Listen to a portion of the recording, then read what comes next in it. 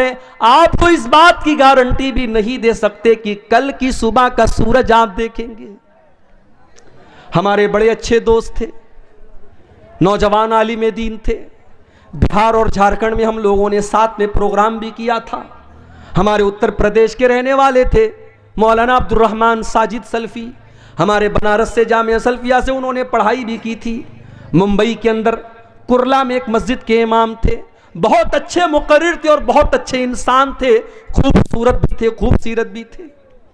अभी पिछले हफ्ते की खबर है, मौलाना अब्दुल रहमान साहब एक प्रोग्राम में पूना जाते हैं, वहां पर तकरीर करते हैं अल्लाह ताला की तौहीद के बारे में, उसके हुकूक के बारे में। तकरीर करने के बाद रात ही में वो मुंबई के लिए चलने लगते हैं, क्योंकि वो एक मस्जिद के इमाम हैं और मस्जिद की कमेटी ने ये कह करके रखा है कि आपको हर हाल में फजर की नमाज में रहना है। ओ लोगों, मौलवी कोई रोबोट तो नहीं होता, मौलवी कोई मशीन तो नहीं होता, उसके पास भी तो जरूरतें हो सकती हैं, उसके पास भी तो मजबूरियां हो सकती हैं। तुमने मौलवियों को मशीन समझना क्यों शुरू कर दिया है? बंद कर दो मौलवियों को मशीन समझना। मदरसों में पढ़ाने वाले मौलवियों को आपने 5-5 हजार रुपए की तनख्वाह पर रखा। अरे 5 हजार की तो लोग चाय और पान खा जाते हैं, पी जाते हैं। 5 हजार में वो मौलवी किस तरीके से अपने बच्चों का पेट पालेगा? कभी आपने सोचा? वो बेचारा 10 साल तक मदरसे की पतली दाल पी करके और बगैर छिला हुआ आलू खा करके उसने मदरसे में पढ़ाई की, लोगों के दरवाजों पर भिखारी बन करके जागीर का खाना उसने खाया, और आज जब वो आलिम दीन बन करके आया, आपने 5 हजार में और 7 हजार में उसको मस्जिद का इमाम बनाया।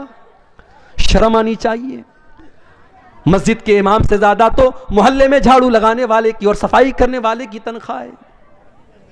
शर्म आनी चाहिए। और उसके बाद इतनी पाबंदी है कि साहब पूरा मोहल्ला मस्जिद में नजर ना आए। अगर इमाम बेचारा किसी दिन फजर में नहीं आया, मौलवी साहब आप फजर में नजर नहीं आए, पूरा एक एक नमाजी जब तक पूछ न ले और तहकीकात न कर ले तब तक मौलवी को नहीं छोड़ेगा। उसके पास भी तो जरूरतें हो सकती हैं मेरे भाई। और एक बहुत बड़ा फितना यह भी है, आपने इमाम साहब के लिए कमरा बनवाया, बड़ा एहसान किया, बड़े एहसान के साथ लोग कहते हैं हमारे यहां इमाम साहब के लिए कमरे का भी इंतजाम है। कैसा कमरा है? छोटी सी कोठरी है, बेचारा इमाम सर एक दीवार में उसका टकरा रहा है तो पैर दूसरी दीवार में टकरा रहा है। इतना बड़ा कमरा होता है इमाम साहब का कि वो मुर्गी का दरबा भी उससे बड़ा होता है। वो बेचारा फैमिली लेके नहीं रह सकता। उसकी बीवी बेचारी जिंदगी भर शादीशुदा होने के बाद भी अपने शौहर से दूर रहे। वो लोगों, तुमने इन मौलवियों की जिंदगी को ऐसा क्यों बना दिया? मदरसों में पढ़ाने वाले टीचरों के लिए आपने फैमिली क्वार्टर का इंतजाम क्यों ना किया? कल अगर उस मौलवी के कदम बहके, उस इमाम के कदम बहके, उस खतीब के कदम बहके, उस टीचर के कदम बहके, वो तो गुनहगार होगा ही होगा। हम और आप भी कम गुनहगार ना होंगे। हमने उनको अपनी फैमिली से दूर करके बहुत बड़ी आजमाइश में डाला है।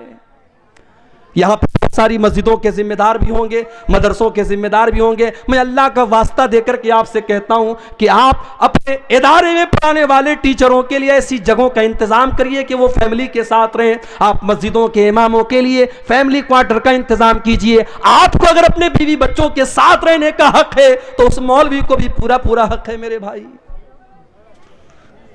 सरकारी टीचर मर जाए, उसकी बीवी को सरकारी नौकरी मिल जाती है।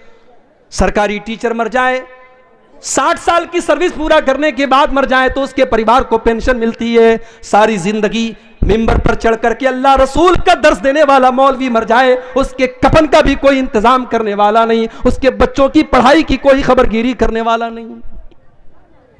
क्या यह दर्द की बात नहीं है? क्या ये सोचने की बात नहीं है? मेरे भाई, दुनिया की हर कौम अपने गुरु की, अपने टीचर की, अपने उस्ताद की का सम्मान करती है। हमारी कौम तो सबसे ज्यादा मौलवियों के अंदर कीड़ा निकालती है। ठीक है, वो इंसान है, उनके अंदर अच्छे भी लोग हैं, बुरे लोग भी हैं, उनके अंदर कमियां हैं, कोताहियां हैं, मगर ये सोचो कि आज के इस दौर में वही है तो आपको अल्लाह के बारे में बता रहे हैं, रसूल के बारे में बता रहे हैं, जन्नत के बारे में बता रहे हैं, जहन्नम के बारे में बता रहे हैं। अल्लाह की कसम, अगर ये उलमा दुनिया से चले गए, आपको कोई कलमा पढ़ाने वाला, आपको कोई कुरान बताने वाला, आपको कोई अल्लाह के बारे में बताने वाला ना मिलेगा। मौलवी बेचारे मर जाते हैं, उनके बाद उनके बच्चों, उनके परिवार का क्या होता है कोई पूछने वाला नहीं है। अब्दुर्रहमान सलफी साहब, फजर की नमाज पढ़ाना है, बहुत जल्दी है। उन्होंने टैक्सी पकड़ी, मुंबई से, पूना से मुंबई की टैक्सियां चलती हैं, शेयरिंग टैक्सियां। एक टैक्सी में 7 लोग बैठे हैं और टैक्सी ड्राइवर पूरी स्पीड से चला रहा है, क्योंकि उसको रात में 2 ट्रिप करना है, उसको मुंबई से फिर पूना आना है और जल्दी जल्दी सारे पैसेंजर को पहुंचाना है उनकी मंजिल पर। रात के 11-12 बजे के बीच का टाइम है।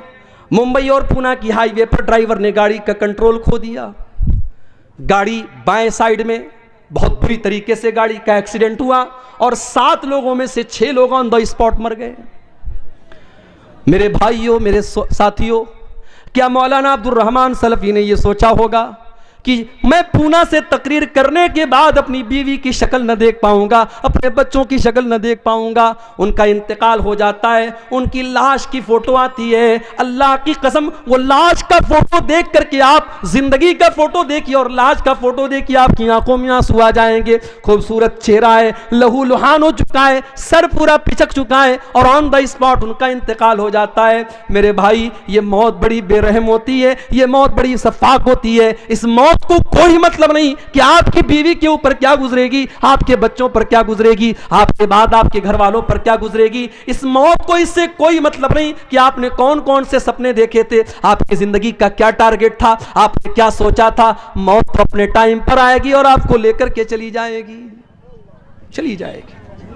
वअन्फिकू मिम्मा रज़क़नाकुम मिन क़ब्लि अन यातिया अहदकुमुल मौत। ऐ ईमान वालो, हमने तुमको जो रोजी दी है तुम उसमें से खर्च करो, इसके पहले कि मौत आ जाए। फयक़ूल रब्बी लौला अख़रतनी इला अजलिन क़रीब। और जब मौत आ जाएगी तो इंसान कहेगा, अय अल्लाह थोड़ा सा मौका और दे देता, थोड़ा सा टाइम और दे देता। अय अल्लाह बहुत पैसा मेरे बैंक में रखा हुआ था, मैं तेरी राह में सदका कर देता। अय अल्लाह मैं तेरे रास्ते में दे देता। अल्लाह।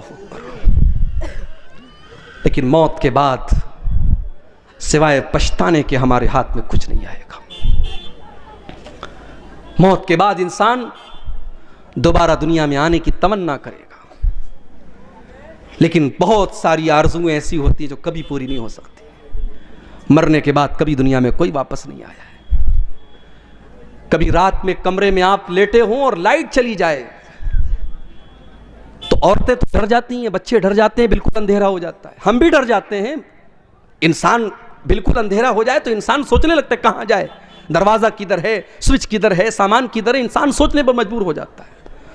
हो लोगों, जब रात में कभी आप कमरे में तन्हाई में होते हैं और लाइट चली जाए, अंधेरा हो जाए, क्या आप उस वक्त के बारे में नहीं सोचते जब आप अपनी कब्र में होंगे और वहाँ भी उससे ज़्यादा अंधेरा होगा और वहाँ पर आपको बचाने वाली कोई बीवी न होगी, वहाँ पर आपको बचाने वाले कोई माँ बाप न होंगे, कोई रिश्तेदार न होगा। उस मौत के बारे में, उस कब्र के बारे में हम क्यों नहीं सोचते? उस मौत के बारे में हम क्यों नहीं सोचते? मौत के आने के बाद इंसान ये तमन्ना करेगा कि काश हमें दोबारा दुनिया में आने का मौका दे दिया जाए। अल्लाह ने फरमाया कुरान के 18वें पारे में, हत्ता इज़ा जाअ अहदहुमुल मौत, जब मौत का टाइम आता है इंसान ये कहता है, क़ाल रब्बिरजिऊन, ऐ अल्लाह तू एक मर्तबा मुझे दुनिया में दोबारा लौटा दे, लअल्ली अअमलु सालिहा, ऐ अल्लाह मैं दोबारा दुनिया में जाने का चांस मांग रहा हूँ। इसलिए नहीं कि बेटी की शादी करना है, इसलिए नहीं कि बीवी के नाम बैंक बैलेंस करना है, इसलिए नहीं कि मकान बनवाना है, इसलिए नहीं कि बेटी के जहेज का इंतज़ाम करना है।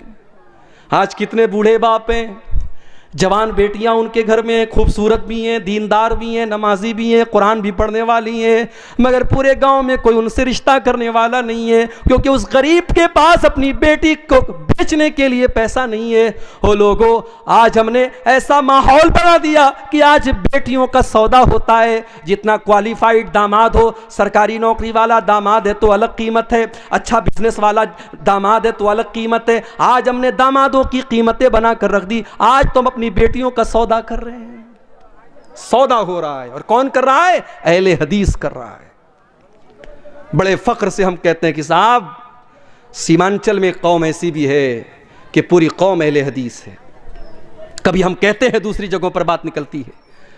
कि कटिहार से लेकर के किशनगंज तक चले जाओ, अररिया से फॉरबिसगंज से लेकर के आप पूर्णिया के तमाम इलाकों को देखो, बड़ी तादाद में एक ऐसी कौम रहती है जो सबकी सब अहले हदीस है। मगर अहले हदीस का मतलब सिर्फ सीने पर हाथ बांधना तो नहीं होता है मेरे भाई। अहले हदीस का मतलब सिर्फ नमाज में जोर से आमीन कहना तो नहीं होता है। अहले हदीस का मतलब होता है कुरान और हदीस पर चलने वाला। और अल्लाह की कसम, जो कुरान और हदीस पर चलेगा वो जहेज़ की डिमांड तो नहीं करेगा, वो जहेज़ का लेन देन तो नहीं करेगा जो आज हमारे यहाँ हो रहा है।